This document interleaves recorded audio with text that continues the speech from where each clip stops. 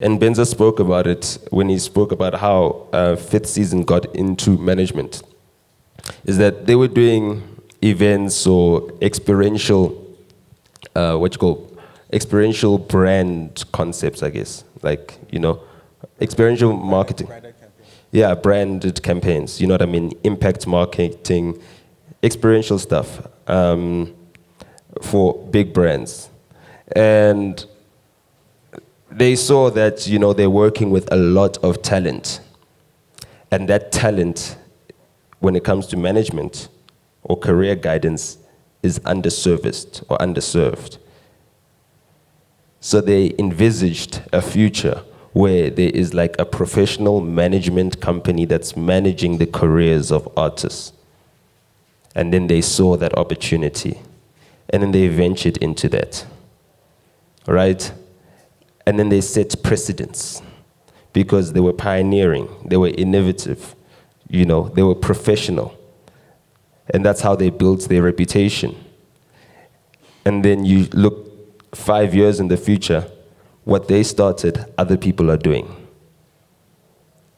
They had to know that we need to do what we're doing so well and so good that other people will start doing it. And if other people start doing it, we need to still do it better than them. And these are the things that you need to consider when you're future planning. If you're an artist and you're making music, you need to see a future for yourself where you're like the biggest artist. And then plan for what happens when you become the biggest artist. That's it, because being the biggest artist is not the end goal. At the end of the day, the end goal is to die happy. Funnily enough, you know what I mean? So you need to ensure that you're planning for the future and you're projecting and casting ahead, hypothesizing, you know what I mean? And then using your theories and practicalizing them. So part of future planning is stay informed and up to date. How many of you have old phones here? Like an old phone, like it's an outdated phone. Don't be ashamed. It's fine. You understand? Cool. Now, the thing about being limited from a technological perspective, right, is that you're losing out on opportunities. And some of you might have old phones, right? But you got 3,000 Rand sneakers.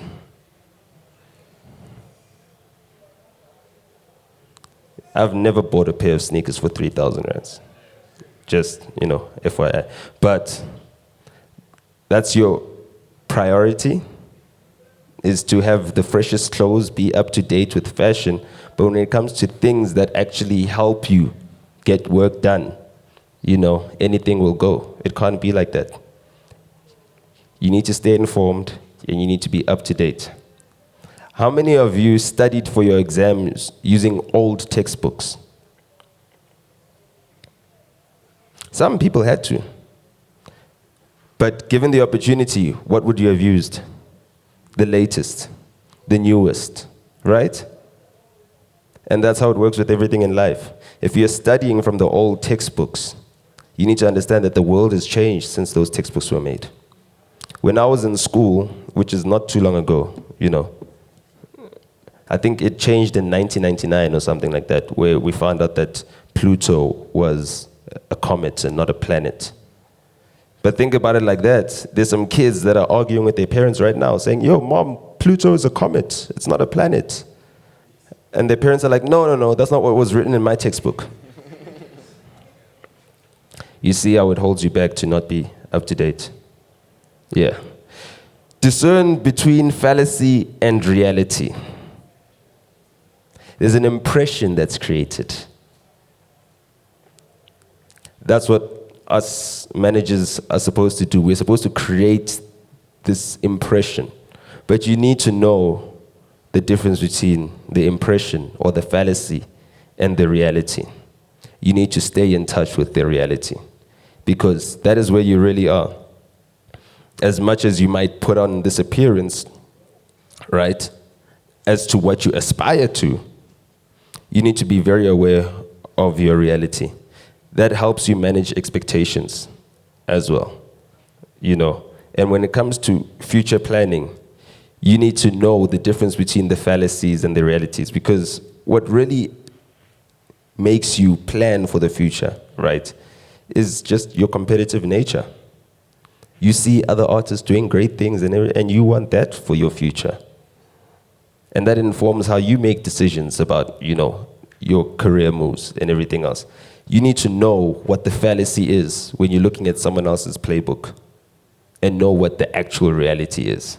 Because we cannot walk in the same shoes, even if we wear the same size. You know what I mean? This one pair is for these 2 feet. So you need to discern between what the fallacy is and know the reality so that you can plan for a future. You understand? You can create a new reality. You can create a new disposition. You can change the status quo. Cool. Be imaginative and influence change for your ideal future reality. You know, in the previous point, I ended up alluding to that. That is it, is that you need to be imaginative. You know, you need to envisage. You need to be like, damn it, these artists are not managed. The ones that I'm working with. And we could help market and brand them the same way we do these liquor brands. Let's imagine a future where we are now artist managers, talent managers, brand managers of artist brands. And that's how you create a 5th season. You understand? You become imaginative and you influence change for your ideal future reality. And that's what the pioneering steps do for you. When you innovate, you influence change. If you hear no from everybody and you prove them wrong, you've changed everything. There's a glitch in the matrix. That is it. You understand? You need to create that glitch in the matrix. That is it. That you need to be the change you want to see in the world, yeah. But how do you practicalize that? You need to be imaginative, innovate, right? Prove people wrong. Prove your concept. And then you change the reality all of a sudden. Because I think, is it Nelson Mandela who said it's always impossible until it's done? Imagine that. It's always impossible until it's done. As in the collective consensus, everybody believes that it cannot be done, and then you do it, and then everybody's wrong.